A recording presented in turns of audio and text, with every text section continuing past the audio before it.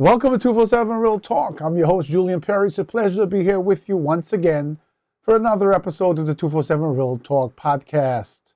I hope you had a great week since we last spoke, and I'm hoping that those of you on the East Coast or anywhere where it's cold and spring has sprung, and even though maybe like in New York, it's fighting its way in and we're still experiencing a lot of pretty cold days, that it's lifted your spirits a bit and you're thinking about the warmer weather and all the warm times that you can take advantage of activities with friends and family to bring value and add value to our lives and give us the opportunities to come out of hibernation and do more to serve each other and to support the mission of humankind in a world full of humans. So my physical therapy continues. I wanted to give you an update. I continue to do slight improvement, slowly but surely, definitely in a positive direction to my knee that had a total knee replacement.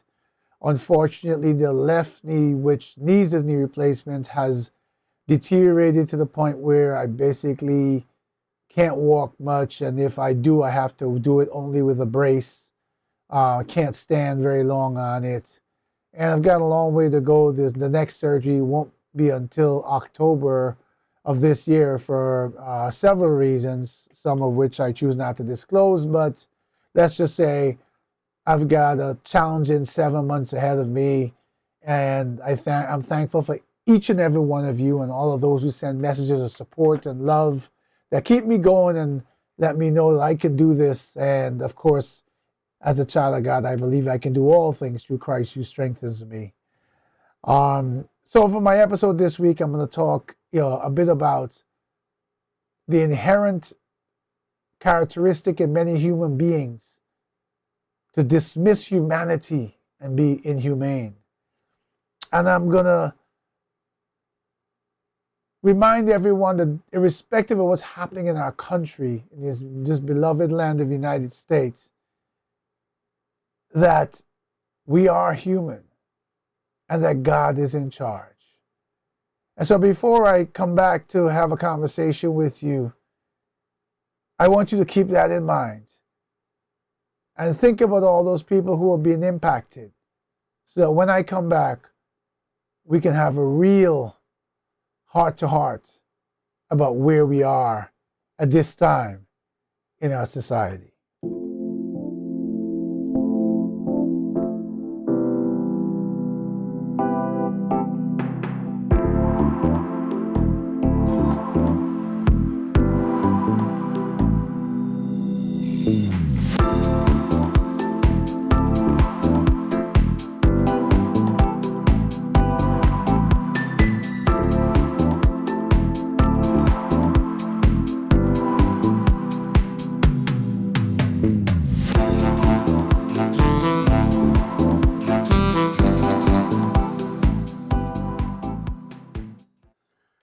All right, I'm back, and I'll tell you, as I think each week, most of the times I think about what conversation I'm going to have with you, and I go over many different topics in my mind, and these days there's so much that sometimes I can't settle on one thing, and I need some external force to guide me as to what I should discuss with you next, and to how do I express it from my heart. Today I came across this, which sort of led me to this conversation tonight. It says, in bold letters, and I'll turn it to the camera for those of you who can see. You can't see the fine print, but I'm sure you can see the words nothing. It says, nothing in all creation is hidden from God's sight. Everything is uncovered and laid bare before the eyes of Him to whom we must give account. I'll say it again. Nothing in all creation is hidden from God's sight. Everything is uncovered and laid bare before the eyes of Him to whom we must give account. If you think about that for a moment, basically says you can hide and do all the inhumane things you want to, but there's nothing you can hide from the one who created us. There's nothing that goes unseen by him. And basically, it's saying, if you read through the lines, the fact that you have to lay before him is your acts are laid before him for you to give account. Means that you will be held accountable for this life you've lived. It is amazing when I watch some of the things that are going on in our capital today, how inhumane humans can be.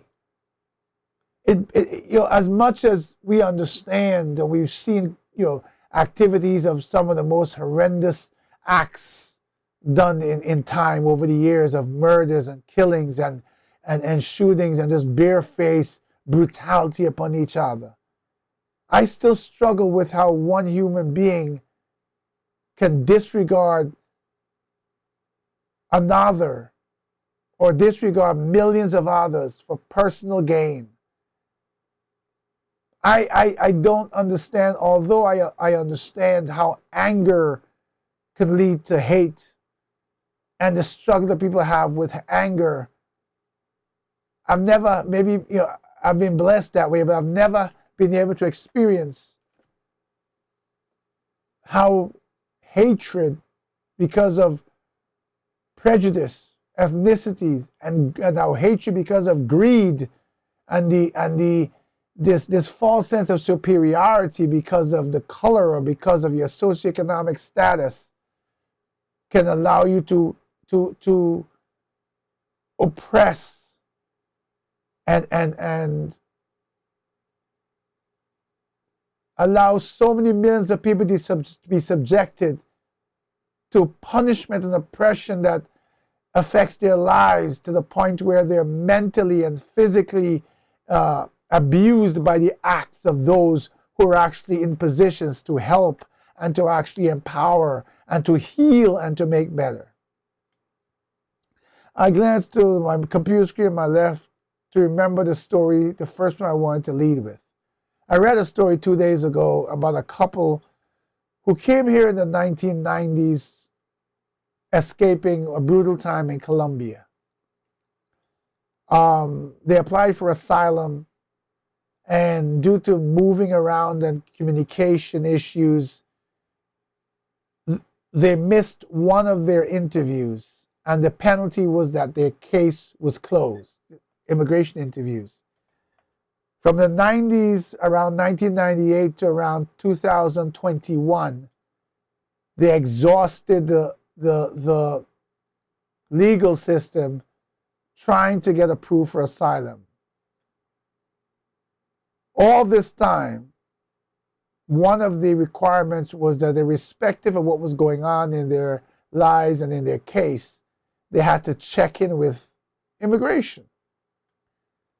They did that consistently and in accordance with the rules and regulations. A few weeks ago, maybe 2-3 weeks ago, after being in this country for 35 years with a perfectly clean, pristine, honorable record, and having raised 3 children who are adults now, who were born in the United States, all citizens, the husband and wife parents were deported back to Colombia.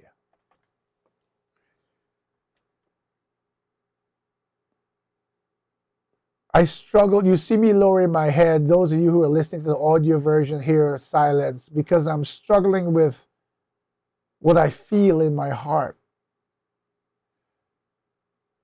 We know that any and everyone, we can't allow any and everyone just to walk in America, just stay in and, without any rules and regulations. But that's not the case here. People who have come here, lived 35 years, raised a family of American children, and never been in trouble with the law, check in with immigration. As a matter of fact, the story basically pointed out that they were detained by ICE during one of their routine check-ins with immigration that they had done consistently for 35 years. So by following the rules and regulations, they were held and deported. Now, They came here in their 20s. I think the wife is 55 and the husband's 59 now. Their entire lives were here. That is inhumane in so many ways because at this point, all they know is here. They weren't, because of the immigration status, they weren't allowed to go back and visit Colombia and any relatives or anything, so they haven't been. But more so, waking up in the morning, doing the right thing, and all of a sudden being yanked from your home, your family, your belongings, your familiarity, and just thrown into detention and then cast out of everything you've known, you've worked for, you've earned, you've whatever the case may be. They have roots here now. That's one horror story. My point is that I could hear many people arguing the fact, well, they were here illegally. Yes, but there are a lot of cases of people who have been here illegally who have come in and have spent their entire time, never spoken to immigration once, never tried a formal path to be able to stay, never followed rules and regulations, immigrations, never, these people did everything that was asked of them because they came under request for asylum, and that case was closed because they missed an interview, not because there was a decision made by a judge that their asylum request was not valid. I'm not trying to be so soft that we can't run a country here. I'm saying that collectively, the different actions that we're seeing today in the United States reek of inhumanity. I was driving this afternoon listening to the radio station, and I heard that the new Secretary of the Robert Kennedy for the Health and Human Services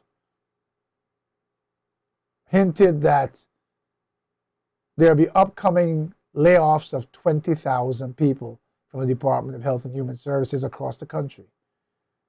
10,000 would be through early retirement and attrition, and 10,000 would be laid off. 6,000 of those alone from, I believe, from the CDC. Center. Understand what CDC means. In a time when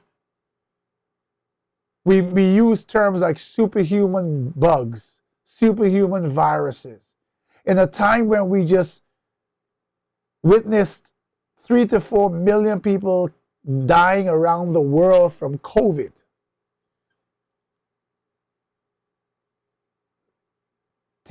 6,000 people from the Centers of Disease Control.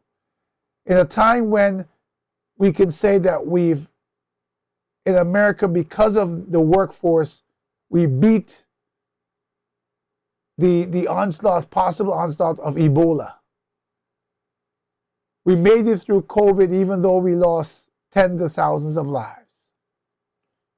And that was from a virus, COVID, that hit the United States, where we started from zero, where we didn't know anything about it. They were even prescribing, I think it was Tylenol or something. One of the drugs they were prescribing, that turned out should not have been used. They didn't know what to do, how to treat this. They had to learn from scratch. And more hands on deck is what saved more lives. But I want to talk to you a bit about what I know about civil servants. The civil servants I know joined civil service through many, many, many ways led them there. And for years, many of them worked in entry level, and for years, many of them worked in jobs that required demands to serve huge populations, the populations within the United States with different challenges. Many of them are highly educated, highly qualified, and their counterparts with the same qualifications in private industry are making tens of thousands of dollars more than salary. They pay more in private industry. What I learned about civil service is somewhere along the line, their service becomes a mixture of survival and serving. It becomes an inherent part of their personality, of who they are as human beings. And they tend to start out with the job being a stepping stone, and then they end up retiring 30, 40 years in, having given more than half of their lives to public service. The biggest thing about that is when you settle into that long career and you dedicate your life to public service, then part of that plan or part of the sacrifice means that at the end of it, you get retirement. And you're looking to, with the lower salary than private industry, you're looking to get to a certain level of income and years so that you have a pension that you can live on after retiring from a job in public service, giving decades of your lives for less money than those in private industry, who are corporate servers, who serve profits. So to yank the jobs out from under the feet of these public servants, because you have a different ideology, because you use excuses like DEI, when many of them were never, probably the majority of them were not hired through DEI to begin with. And others are at the point where they can't retire because they have kids in college or whatever, but they have a plan. And they knew that because they dedicated their lives to this job, that they'll work the next 5 years or whatever and retire. To put these people at risk, to yank 20,000 jobs from one federal agency, it is inhumane. And at what cost? Because let's look at this. Let's look at this logistically. Number one, those 20,000 people laid off, as we said, 10,000 laid off, 10,000 early retirement. That's forced early retirement. So let's bring the number down to 10,000. These 10,000 people, many of them spending their lives in public service, what are they supposed to do now? Many of the agencies these people work for, I mean, in this case, Health and Human Services, there may be jobs for some of them in private industry, in the health industry, but many not, because of the uniqueness of what they do when you do public government service. Many of them, at least temporarily, will end up on unemployment. Many of them will be in a situation where they can't pay their mortgage, 2/3 or 5 years away from paying off their mortgage and owning their homes outright. I'm just making an example of what some of the population may be like. Many of them would have spent so many years in service that they are now at the age where going to interviews and being competitive to start in a new job or a new business is harder, because there are a lot of younger people competing for the job who represent a longer commitment than someone who's near retirement and who is likely to retire in a shorter period of time after a company invests in training them or retraining them. There are so many aspects of your lives that people plan out by dedicating themselves to a job. We know that nothing is guaranteed. Nothing in life, not even life.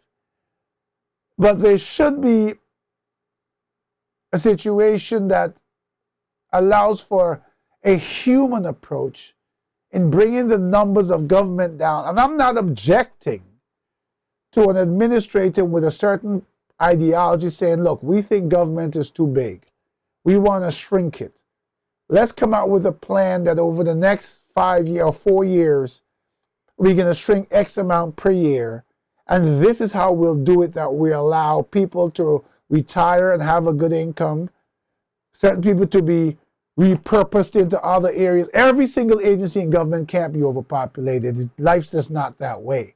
There's tens of thousands of people that die every day, so that's not the case. Repurpose people into other agencies where they're still in the government environment and can probably even retrain quicker because they're familiar with certain things. But do it in a humane manner. When we lose a loved one, someone close to us, a sibling, a parent, a child, even though death is painful, and I'm speaking from a personal experience, even though we don't want that person to leave us. There is a difference, again, from personal experience,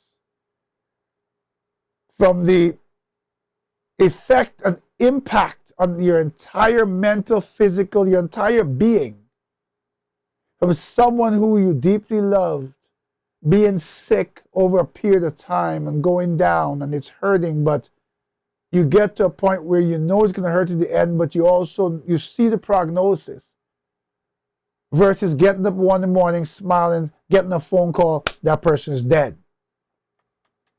There's a shock and awe difference. There is a difference between telling me, look, we're going to slim the agency out, we need to repurpose you, we're going to start off by how many of you will volunteer to go to these jobs.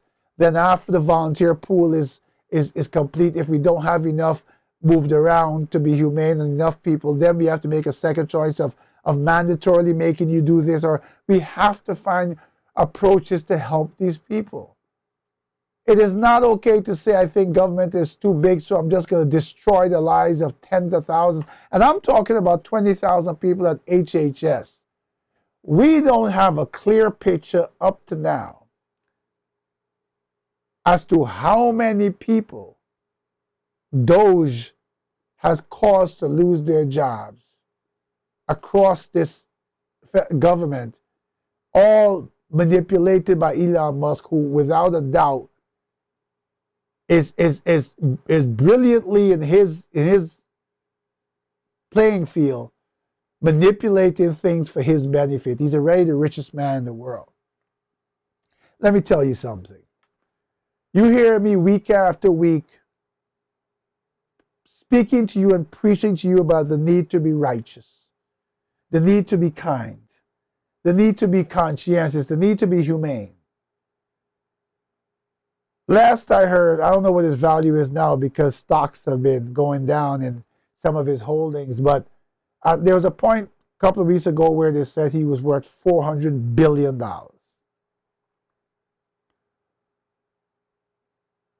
Many of us would say, I would love to win the lotto for $20 million as a payout, after taxes and everything. What would I do?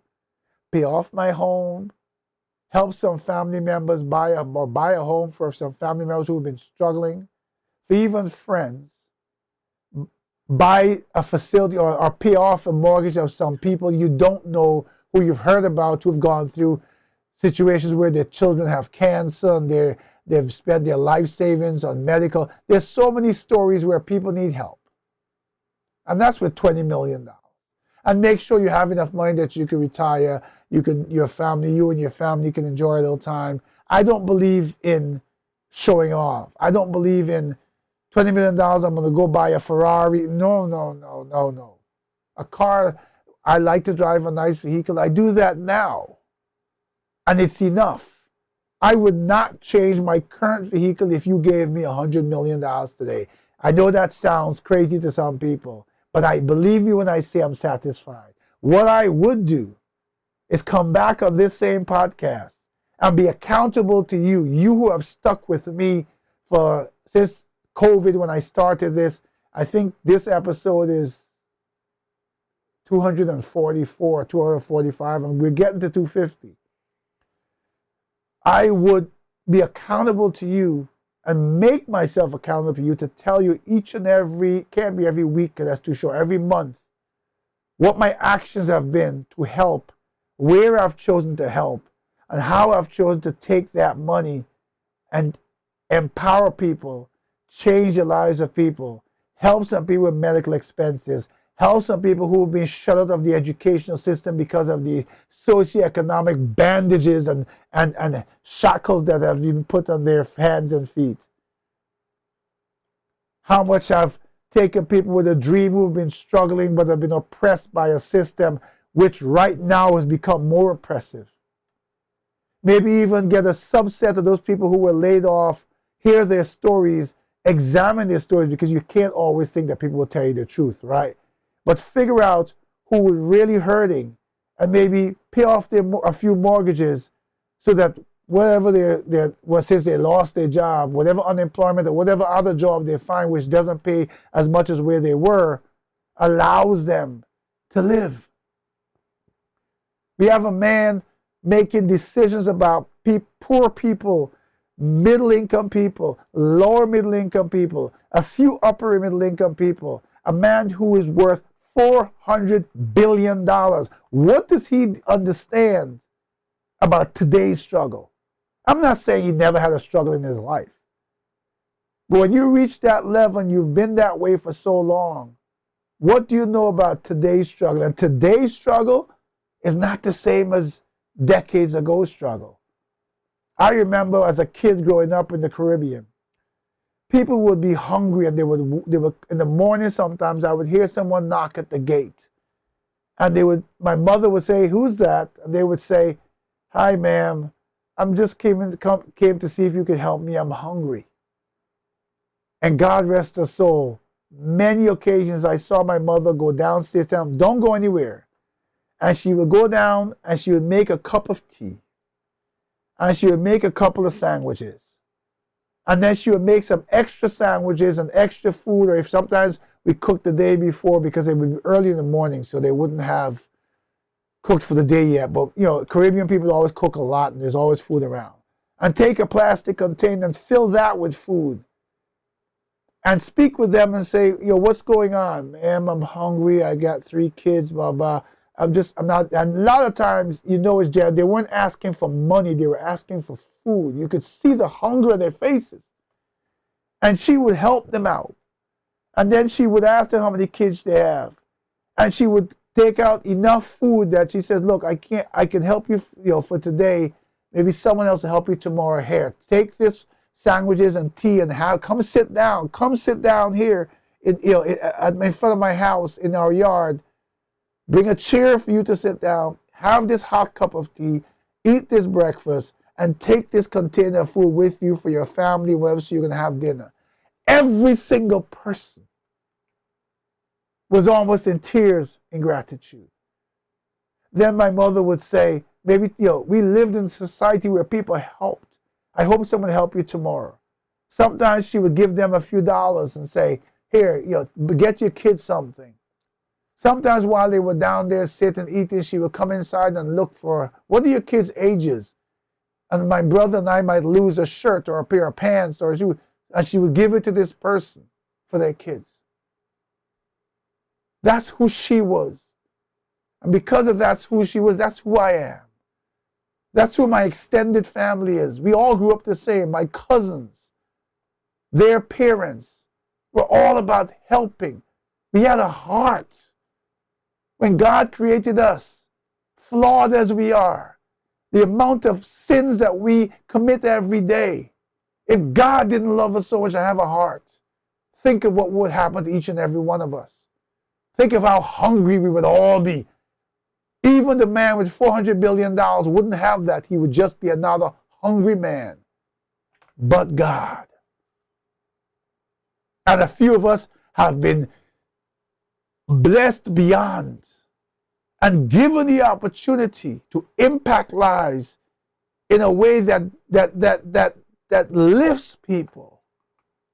And instead, our motive is greed, to cut people's lives out from under them, to shrink so that the wealthiest can gain more. Imagine we have something that, I don't know if it's a reality yet, but a passage to a green card citizenship, the gold card, where some person from a foreign country can pay $5 million US to get a gold card to start through the process of citizenship. Imagine that.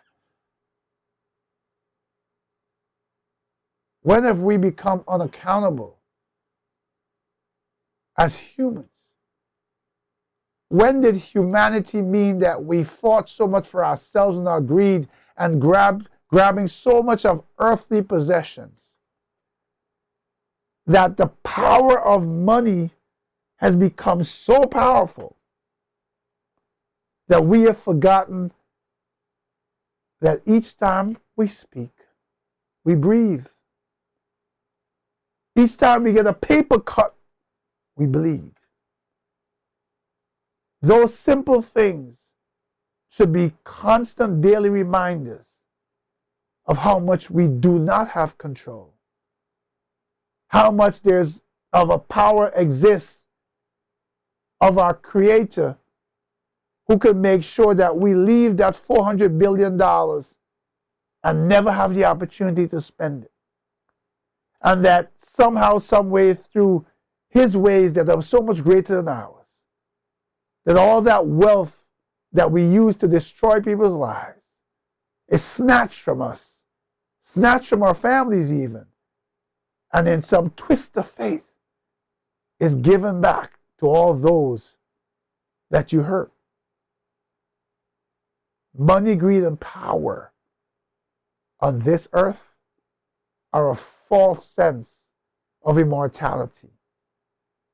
They're blinded. They cause people to put blinders on so that for a moment they're so sucked in by the greed and the gold toilets and the fancy cars and the ability to look down on others and speak down on others and hurt people's feelings and have people worship them, that they forget each beat of their heart that keeps them alive does not belong to them. I want to sit back and watch what plays out over the next whatever. I don't have the timeline because God's time is not ours time. But I pray that just as I believe that I will be blessed to see many things because I've lived my life through many commandments, honoring them. There's one that comes to mind that says, honor thy father and thy mother, that thy days may be long in the land which the Lord thy God giveth thee, which I have done and continue to do. And I pray that I can be in the position to sit back, to look directly into this camera, and recount to you the moment when God said, enough. Here is my reminder that I'm still on the throne, that I'm still in charge. And that false sense you had that you could crush those who I created and forget that I created you is over.